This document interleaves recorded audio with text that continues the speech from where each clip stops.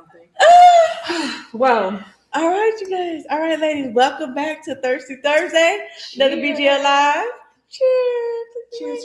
Cheers. Oh, all right. And we said this was our favorite, or the one that we like the most from the recording. So if you haven't watched it, go back and watch it to know the recipe for this. Yes, this is the Beehive Bellini. Beehive Bellini. Mm-hmm. Yes.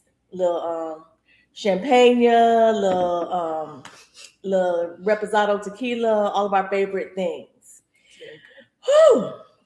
All right. So, Parable of the Sower, y'all. Parable of the Sower. If I recall correctly, I gave it a sip. It was not like one of my top books, but I did enjoy it. Some of the other hosts, we're not going to mention no names, did not really enjoy it. Okay, but we know how we felt about it. Okay, some of us loved it. Actually, it was split. I think me and Steph both had a sip, and then Lex and Star sent it back, unfortunately. They could not vibe with it. It was not their thing. When I went back and I listened to the episode, it was what I wanted to clear up, because in the episode we talked about building your apocalyptic dream team, and I got a lot of flack because my dream team included one of my homegirls, and I justified my pick because I said, she's a great mixologist. She making good drinks. Priorities. And y'all have to know, if y'all didn't listen to the podcast or read the book, if you read the book, you would understand why we are looking at Tasha like, what? So I received some heat for my apocalyptic dream team choice of having a mixologist on my team. I think I had my husband, I had my son. Our camera is like, this is little robot guy. There we go. The way the technology be, and we just gotta turn. Right, we can work with him. We trying to figure him out a little bit still. Okay, all right. Oh yes, if I hold my hand up too much, then he thinks I'm telling him. Yeah. He's trying to, okay. We working it out. Okay, so this thing, I received a lot of flack for my choice of the mixologist because they were coming up with practical things like, doctors, they had EMTs, nurses on their teams. And I had forgot about that. I did. I had my hunter, I had my son, I had my husband, he has a lot of skills. I think I stressed the fact that I'm a Girl Scout. So that's right there. That's skills. But the mixologist, that was the choice. Oh, and I had my mom looked at her because I thought she's very biblical and I need the Lord. The mixologist is the one that tripped them up because I did not have any medical care. And also, if you read the book, you know that they didn't really have supply. They had to buy water. I don't know why I thought that although people were trying to buy water, they were gonna have surely they'd have mixers. They were gonna have Esplanade on tap somewhere. I don't know. With some cranberry, a little Sprite. So I see how y'all might think that, but that was not the best choice. And so first I wanted to come on here to change my choice, but then as I was thinking about it throughout the day, I realized one thing about me. If it really was like apocalyptic times, I'm not really a fighter. I'm tired. I'm not gonna be out here fighting the zombies. I'm not trying to get away. I don't have that kind of energy. All this running and it's stressful. That's not the life for me. So honestly, I don't plan to be here for a long time. So if I'm not gonna be here for a long time, I'm gonna be here for a good time. I am standing 10 toes down on my mixologist. Are you now? Oh, look at you taking black girls literally with the mixologist. That's where we are. I stand on it. Again, I thought y'all had almost swayed me when y'all was talking about practical and stuff, with the medics and things. Mm-hmm. I was about to sway and I was going to change up my team. But then when I thought about it, I was like, no, you know what? I'm like I said, I'm not going to be here for a long time, but I'll be here for a good time. And I don't know how long that good time is going to last in California where it was set up and the way they were traveling. Things were falling apart. Actually, can one of y'all pull up the TikTok? Because I want to make sure we are engaging with people if they're asking questions. Oh, yeah. Just to make sure we're not missing anything. But in case they have questions about why I would need a mixologist during these so dark times. Mm-hmm. Well, I'm going to, of course, stick with mine because I did have practical people on there and wanted to make sure. Do you have a TikTok account? This is ours. No, yours. Because we can't watch the live. I got Sorry, it. y'all. Sorry. You know, when you come for the live, you're gonna get the live. You get all of it. You're gonna get live stuff. Steph is gonna do better with. Yeah. But what did you say about who did you have? I had practical people. I had my hubby, my son, because he's young and we need the arms and the muscles, and then my best friend because she's another Jeff, where it's DIYs, they make it work, they gonna find a way for us to survive. And then my sorority sister and good girlfriend Felian, because she's a nurse and we need a medical staff on our team. And then me. And that's my dream team. I'm trying to. I don't remember who I said. Surely I said my husband. You did. You did. Because he's a medic. One, he's my husband, but also he's a medic. I feel like I might have said one of my friends because she's really good at directions. Like she can operate in this world without a GPS, which is crazy. You definitely had. Yeah. But I don't remember who my other person was. It was probably someone good, I'm sure. It might have been my sister. It was another one of your. No, it was another one of your coworkers. Do I want to say Tyler? I think you said something about like his organization, or it was somebody, another one of your coworkers, and it was something about organization skills. Okay. Well, period. Okay. Well, I mean, I need a hunter on my team. So if I didn't have one, that's what I would need. Okay. So now that we're all in agreement that my dream team is still quite dreamy. Are we in agreement? More so you're 10 toes on your head. I am. Not a long time. But I feel that though, because I would have been over there with the pyros. She might with pyros. But I feel that if the world is ending, they was walking from like LA to Canada. Like that's a lot of walking. It's too much for me. I ain't gonna be able to do it. It's survival. It's like World War Z. What do you do? I'm not. I'm gonna have this drink. I'm gonna lay down. Like don't worry about y'all. That's how I feel. I'm gonna just drink a ton and just. So you would have stayed on the inside of the wall. You would have never left it. You would have never. If you read the book and listened to the podcast, you would know that they lived in neighborhoods that had tall walls because they had pyros that would. And when I say pyros, people are heavily on drugs. I would have let them people go ahead and just take me out at the wall. Like as soon as they started talking about walking to Canada, I was like, ooh. For that reason, I'm out. No, I'm not gonna do it. I think I would try for a little while. I think I would give it a good. I would give it a go. I love with the dream team that I have. I think I would give it a go. If I had my team, yes, I would try my hardest, but I would know when to throw in the flag. Like, I'm sorry, said in the beginning, my flag is thrown on the grass outside her house. Listen, because at the end of the day, I hate being uncomfortable. That is the first way to piss me off. I hate being uncomfortable. And starving to death, you're thirsty, you're hot, you're cold, you have no shelter. Uncomfortable. All of it's uncomfortable. But they still find a way for intimacy. That's what be killing me. Girl, you know what? They be killing me. They was hunching. They only bathing every 3 days, and they still was managing to get their hunch on. Like, and she done found like this old dude. It was a lot. Like, well, we have to discuss about Lauren because Lauren is the main character, and she was the one that took them on this journey. And they followed, and I think that is one of the things I liked about it. Again, they all followed this young Black woman. Yes. To get them, like they trusted her. They were buying into her religious beliefs. So she had created a whole new religion, and they trusted her to basically get them to let's call the promised land. Their Moses. Yes, I mean, and they did. I mean, and so she led them. And so that part, that's one of the things. That was like one of my favorite things about the book. You know, I'm here for a black heroine. Mm-hmm. You know, and she did that. She had a condition where she had felt someone else's pain, the hyper empathy. That's what she had, and so it was very hard for her because it was very volatile when they would go walk, and you had to make sure you're constantly looking over your shoulder.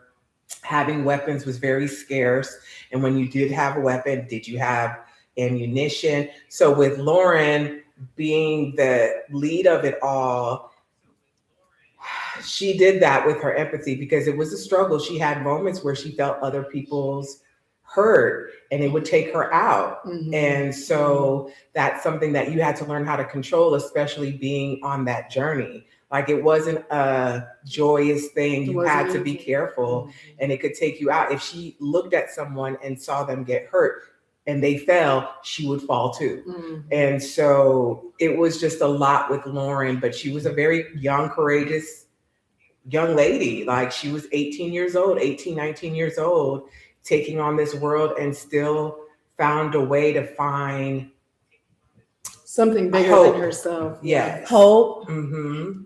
Love.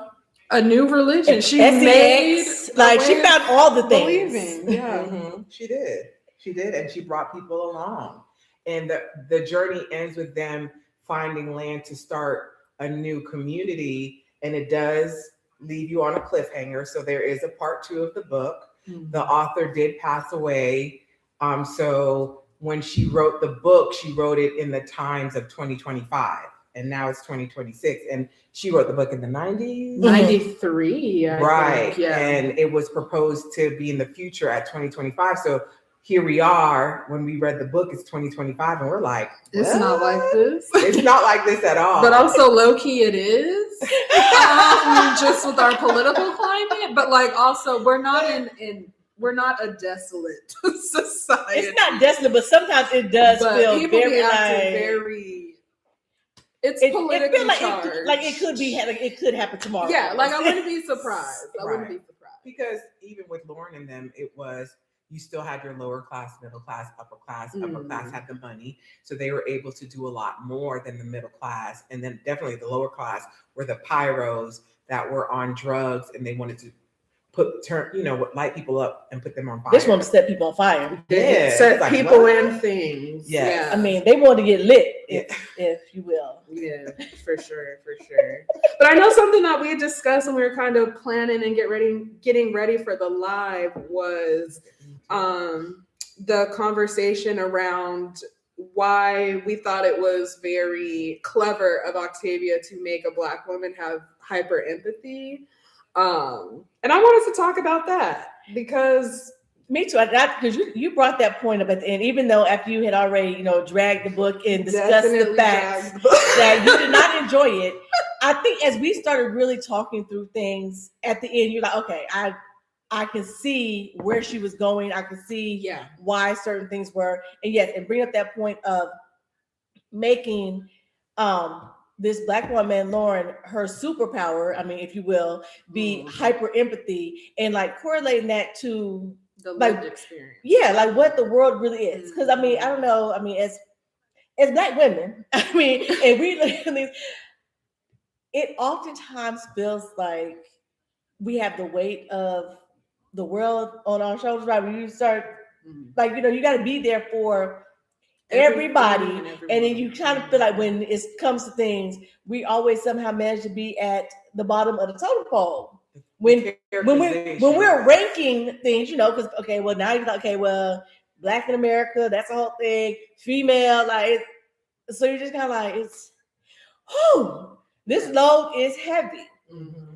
But then yet at the same time, managing to still have to push through. And I think what was clever is imagine, like, I think we know the toll that a heavy load takes on us, like spiritually, mentally, but the fact that Lauren had to physically feel like I think she brought up like if someone broke her leg may not physically be broken, but she would feel every single thing that comes with having a broken leg. And even to the point where she shot somebody, so she's trying to defend her family. If she shoots somebody, she would feel that pain too. Mm-hmm. So then you got to be like, okay, well, if I defend myself, but I'm also feeling the pain, it's just like, bruh, something got to give. It's definitely the lived experience. Correct. For sure. Mm-hmm. As Black women, it's just the characterization that we're given, we're angry, we're aggressive, and it's like, no, we're not. But at the end of the day, we can handle it though. So keep piling it on. Yeah. That thing too. We're expecting, we expect to be super strong and handle all the things and do all the things. And I mean, and so sometimes it's almost to our detriment that not for nothing, we've been able to accomplish so much, even when everything is stacked against us, even when we do feel like we have to do everything and be everything to everyone, we still are able to get up, push, and get it all done. Yeah.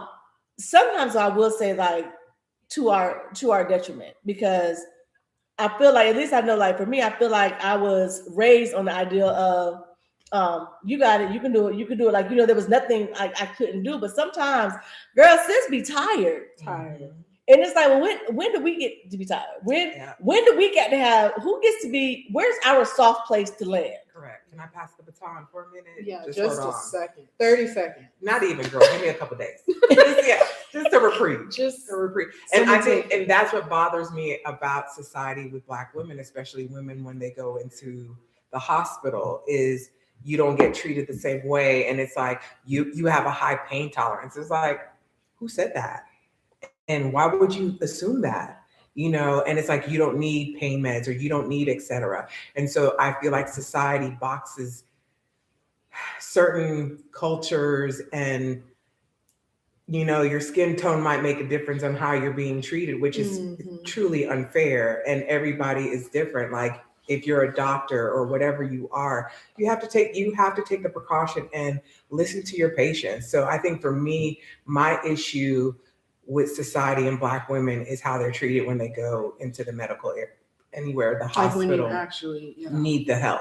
I think that, and then of course, the aggressive, and you're angry, and it's not angry. It's none of that. It's just that you just make that assumption just because I get a little elevated because I'm protecting my child, or I'm protecting my family, or whatever the case may be. So I do appreciate that about Octavia, is putting Lauren in that role. And it's at a young age, but it's still a lot. It's still a lot, for a young woman. But I think with her father being a pastor, and being,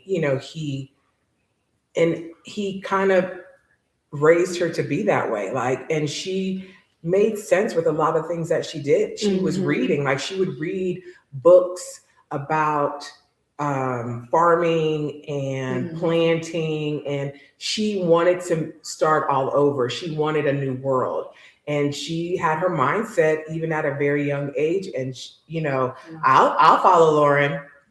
I'll follow her. But it kind of goes back to like you said, like as far as healthcare goes, and I know like the fact that highly educated Black women are still dying at like this crazy rate. I don't want to misquote the number. In childbirth, we're like, in 2026, it shouldn't be this. People, these are people, I say again, highly educated, some even doctors themselves, in the medical field themselves, with insurance, with all the things, and then they go to hospital and they're dying in childbirth. Like, what? At these crazy rates, it's like, but why? Because somebody didn't listen, and then if they do try to advocate for themselves, like I said, then the things, angry Black woman. She's so angry, she's so hostile. Why she mad? Well, you didn't give me no pain medicine, and I'm having a baby. I'm mad. Something ripping through me right now. A whole person ripping its way into the earth right now. Yeah. And you're asking me, why do you need an epidural? Huh?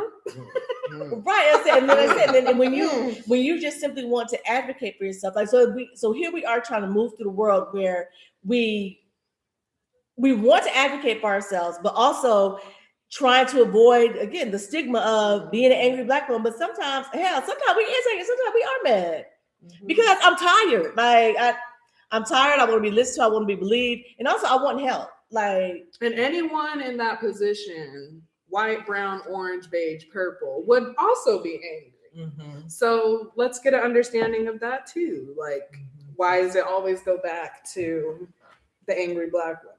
Please and thank you. Please and thank you. Yeah, and again, it's not just healthcare. It's where we make pennies on the dollar in the workplace. Like we're like the most educated. We have more master's degrees than any other group, but the pay doesn't match up with that. The managerial positions don't match up with that. It's like all of the things. Yeah. And so I don't know, because I'm thinking, okay, if Octavia, she wrote this in the 90s, it may have been at that point where I'm trying to think, like, where were we at? As I was still in high school, so I don't really know exactly where we were at as society. But I do feel like, I mean, what was like the Black Girl Magic era? Was that when my daughter would have been coming up? So in the early 2000s, is that when we started Black Girl Magic? Black Girl Magic was not the early 2000s. It wasn't it? It's definitely the 2010s. 2010 for that specific era of time. Okay, but then now we sort of rolling back up like, no, we're not magic, and we're real people. We're real people that got to be treated like everybody else. No, yes. But on a lighter note, though, because I don't know if I love trash TV, I love reality TV, I love dating shows, things like that. So Netflix actually just dropped a show yesterday, and it's a dating show about like dating outside of your age range. What's the name of it? I know what you're talking about. What is it called? Age of Attraction or something? I think it's Age of Attraction. And so what is the highest, like what is the oldest y'all would date? Because in the book, Lauren, she was what, 18? She was 18. And the man she was messing around was what, 50? No, dog, I couldn't do it. He was about 50 or 60. He was 50. I think he was like 55. But how high would y'all go? Because that show, we are not endorsed by Netflix at all, but that is a show. Well, let me say, that's a no for me. I don't think I like old balls. So I mean, oh my God. If I was young, like I don't think I would like that. I mean, again, when you age with somebody, so I mean, well, I think I'm not the one to ask. I think my husband since we were married. We've been together since we were 20, so we've aged together.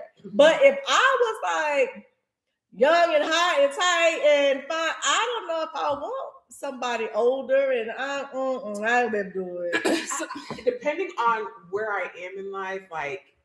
Because I did meet Jeff, and he is 5.5 years older than me. So it depends on. That's the same age, right? But it depends on when I met him, yes. And I'm not going to divulge all that because people be talking, and I'm just not going to do it. But I think for me, I don't know if I could go no more than 10 years. Like 10 years would be pushing it for me. But that 15, 20-year mark, it's just like you're at different stages of your life. We don't even have the same things in common. Yeah. I mean, you can have the same things in common, but I think your perspective is different. Very different. And your lived experience. Correct. You about to retire, and I'm just trying to like kick things off. Like Mm-hmm. No. So here's the thing, because me and my husband talked about this last night because we were watching the show. He feels like 5 years is his cap.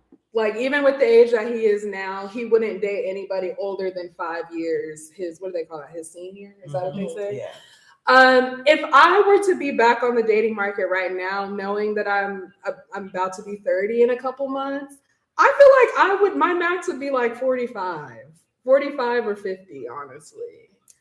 If I was 30. Now, if I was 20, no. It'd be a 30. It would be like a 30, 32. I think 40 is maybe a thing because 40 does not feel old. Like 40 is still like young. So regardless, so even if you were like 20, you're 25, you could date a 40-year-old because again, that's still young. Something about I feel like and I'm not. Even if you're 30, 50, I would do 50. I don't know. If I was 30.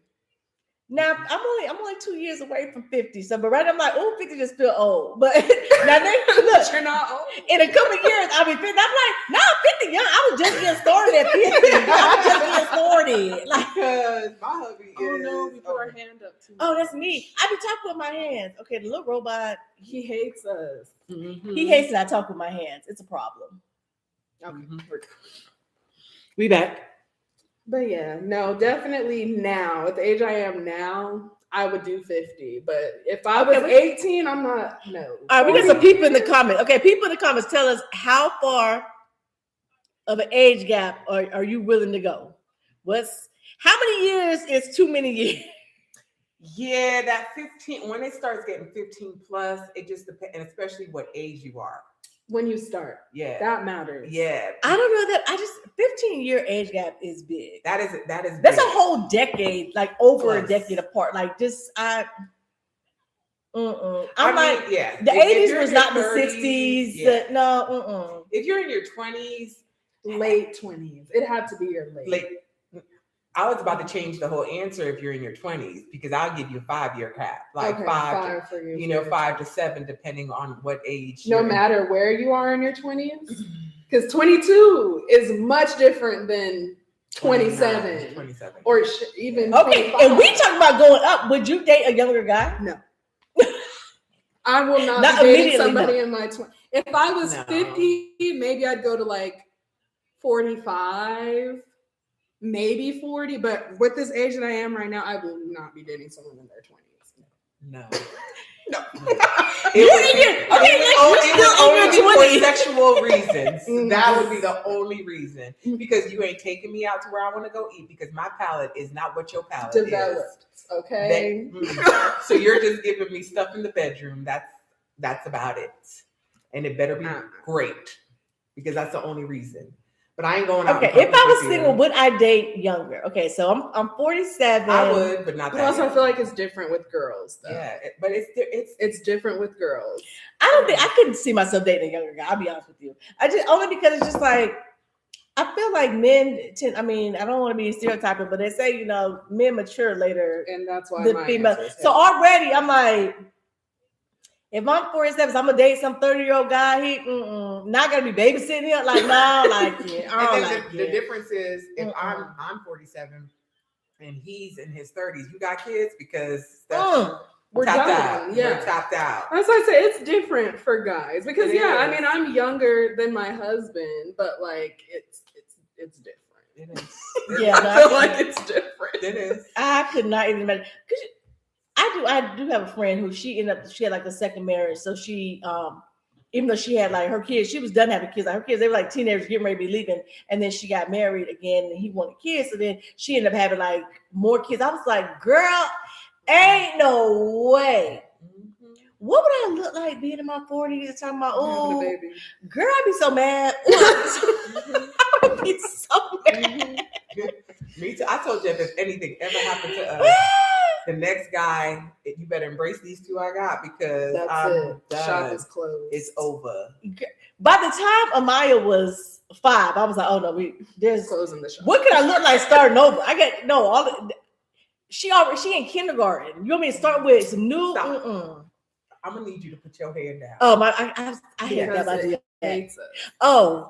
Okay. Comment to us easy on the men, Tasha. That's probably Star. That is probably and Star. It is. We do love our black men, but I just don't want a young one. One thing, let me tell y'all something about Star. She's not here, so we're gonna talk junk about her. One thing about Star, you're not gonna say nothing bad about no black man in front of Star. Like, even if they deserve it, because sometimes they deserve it. No one is safe in my book. Let me tell you never finna say nothing bad about no black man in front of Star because she is not here for that at all. We didn't say nothing bad. We just said we don't want to. We're talking about men in general. Men in general. You just don't want no young one. Not at all. At all. It would only be for bedroom reasons. That would be the only reason. Okay. Well, apparently so it's not that you don't want one, but you like, no, I'm not dating him. I'm just gonna sleep with him. Yeah. Because what could I offer you in my 40s? Like, what could I offer you in your 20s? You know what I'm saying? Like, I know people. Oh, he wants your money. He wants you to be what's it? The sugar? His sugar mama? Mm-hmm. No. Because even bedroom reasons is debatable. I mean, but I'm saying if it's bedroom reasons, it has to be exceptional. Better know. Correct. It has to be exceptional, but for the most part, and not for nothing, I feel like men actually get better with age, and once they figure that's why I said debatable. I don't want no little young boy. He don't know what he doing. 21-year-old does not. No. Yeah, I'm definitely not a 21-year-old. I'm thinking more in your later 20s. Like I can't look at them 20-year-olds look like babies. I can't. My child is that age. I got kids in their 20s. No, ain't no way. No, you ain't got nothing fun. But on that show, they be I said, wow. I think I read one girl said she felt like she was dating her dad. Yep. No, that says no. That's a no then. Okay, so are there any older women with younger guys on the show? Yeah. Oh, okay. So the first couple, if you watch it, I'm sorry, it's about to be a spoiler. Just erase this from your mind. So the very first couple, at the end of the episode, if they choose to be locked in with each other, they go into this room and then they reveal their ages. Because the whole time they're talking, they don't know how old each other are until they make a connection and want to commit to each other. So I think in that first couple, the woman was 54 and the guy was 27. Oh no! And her oldest child was 29. Stop it! Nah. So she had a 29-year-old, a 25-year-old, and a 22-year-old. And the guy that she chose to commit to is a 27-year-old. It's immediately a no. But they had already had this connection. They already been kissing and sucking face and woo woo woo woo. You cannot be the same age as my children. Like, cause then I feel it. Like, just even if you've already been like, we've kissed. I feel like in our conversations, I would know that you're my child. I'd be like, what's your hobbies? Are you get a game? You be on the game? What games you play? Oh no, you a child. So I don't feel like I would have beaten that situation because again, I'm asking questions and I know what questions to ask to be able to figure out how old you are. And if I feel like you're the same age range as my children, it's immediately a no because that's an it. Because then again, I'll bring you home. I said, and honestly, my sons, they don't really hold their tongue on stuff. So I feel like I'm bringing you to things like, hey, they like, real mom, this is what we do on Tasha. You know, all of a sudden I go from mom to Tasha, and it's awkward and that's what they be doing. Well, and that's they what happened with Lauren. Lauren got her a Lauren, daddy. She only knew that old man about 2 days and was like, "Hey, you can get it if you want it." Like, because he was talking about, I got a home for you. I got money. You can come with me. You can come. With me. He said he was gonna take care of her, so I guess. He took care of her, and they had a kid. They did? Yes. Not in this book. You gotta read this book. Oh, you gotta read book 2. I'm sorry, spoiler alert. That was a big spoiler. If you decide to read the second book, which I haven't, but I did know reach the happened. overview. I read the overview of it all, and she did end up having a child. Oh wow. Yeah. So, which I do kind of love for her though. I mean, because they were like in this hard world situation. And that they were actually able, again, I don't understand why they was out there hunching in these woods, but they were actually able to still continue life and build a new life. She ended up finding love, having a baby, and all of this came like out of what was really like a stark reality. Like they didn't even have really any true like hope. It was just like dreams of what the future could be. And so that they were actually able to achieve it is sort of dope. So, I mean, cheers to you, girl. Get yours, girl. Get yours. Yes. So, well, make sure you guys, if you haven't listened to the podcast, make sure you go download it. Check out our social media pages. We cute. Yes. And this is an official wrap on season 1. This is the last thing y'all will get of season 1 content. So thank you for hanging in there with us.